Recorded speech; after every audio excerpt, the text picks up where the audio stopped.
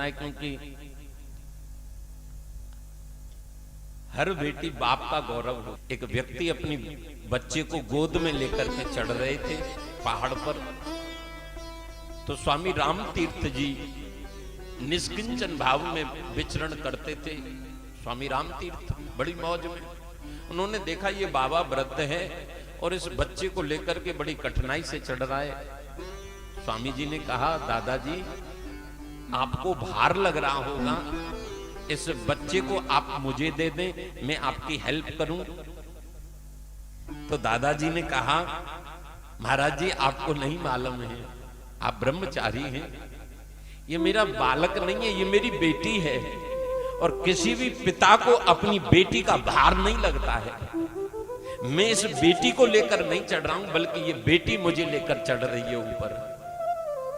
तो घर में बेटी का होना बहुत जरूरी है मेरे भाई बहन। हाँ, तो आज के यजमान हमारे श्री दौलत राम जी 85 नंबर वाले हैं, अखिल महेश्वरी, और उनके छोटे अनुज घर में ऐसे ही नंदोत्सव मनवावे, खूब आनंद रहे। मेरे व्यासपीठ से मंगल कामना। तो कल हम वामन भगवान की कथा का दर्शन कर रहे थे। बौना बनकर के आए, 3 बिलांद के हैं, दर्शन करिए। घुंघराली अलकावली है, छोटे छोटे हाथ हैं, छोटे छोटे पैर हैं, बिंबा फल जैसे होठ हैं और टमाटर जैसे प्रभु के गाल हैं, शंख जैसी ग्रीवा है, अद्भुत झांकी। और ब्राह्मण बालक जब होता है तो उसका जनेऊ संस्कार होता है। तो महाराज जो भिक्षा में मिलता है उसे गुरुजी के लाकर अर्पण किया। गुरुजी ने कहा, मुझे इस दक्षिणा से संतुष्टि नहीं है।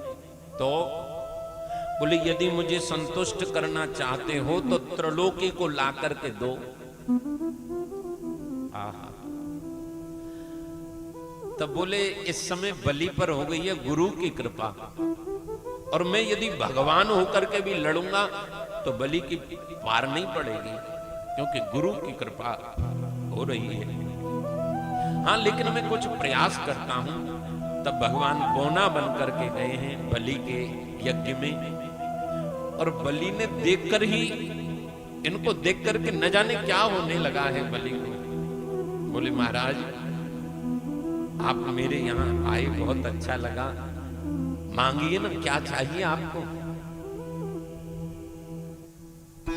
बोले, हम किसी से कुछ नहीं मांगते। और क्यों मांगे, बारिश आती है छाता तान लेते हैं, और भूख लगती है तो कहीं से प्रकृति इंतजाम कर देती है। नहीं नहीं महाराज, मेरे यहाँ आए हैं, कुछ तो मांगिए। आप अकेले हैं इसलिए मांगने की इच्छा नहीं होती है। आपका मैं विवाह करा दूं। वामन भगवान ने कहा, ठीक है, आप हमारा विवाह ही करा दो पहले। हाँ हाँ महाराज, मैं कराता हूं गरीब कन्याओं के विवाह। तो विवाह होगा, फिर 4-6 बाल गोपाल भी होंगे। बोले, वो तो होते ही हैं, और उनमें से एक आध मर गया तो फिर रोएगा कौन। बोले, आपको ही रोना पड़ेगा बेटा जब आपका मरेगा तो बोले, महाराज हम ऐसा काम नहीं करेंगे जिसमें रोना पड़े, बंधन का कार्य नहीं करेंगे। मना कर दिया। नहीं नहीं महाराज, कुछ तो मांगिए ना। चलो, जब तुम ज्यादा ही जिद कर रहे हो तो 3 पग पृथ्वी तुम हमें दान में दे दो। बोले, अरे महाराज मांगना भी नहीं आया, 3 पग। बोले, हाँ बस 3 पग दे दो। तो बोले, ले लो।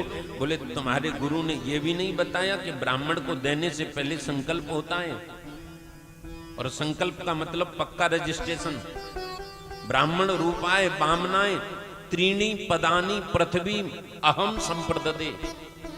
मैं वामन भगवान के स्वरूप को 3 पग पृथ्वी दान कर रहा हूं, संकल्प करो। और संकल्प की बात जब आई तब महाराज शुक्राचार्य जी को कुछ गड़बड़ लगा। हाथ पकड़ करके कहा, सुनो ये न बामने न त्रेपने, ये देवताओं की कार्य सिद्धि के लिए स्वयं नारायण ही आए हैं। मना कर दो, मैंने कोई देने लेने की बात नहीं करी, फिर कभी आना। गुरुदेव ये आप क्या कह रहे हैं? इस तेजस्वी ओजस्वी ब्राह्मण को जैसे तैसे मैंने लेने के लिए मनाया है और आप मना कर रहे हैं। बोले बेटा 8 जगह झूठ बोलने का पाप नहीं लगता।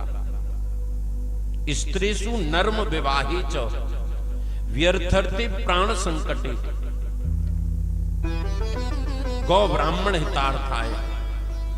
माताओं के सामने यदि कोई बात बड़ी हो और छुपानी हो तो झूठ बोलने का अपराध नहीं लगता है। बोल दिया करो कभी, ठीक है?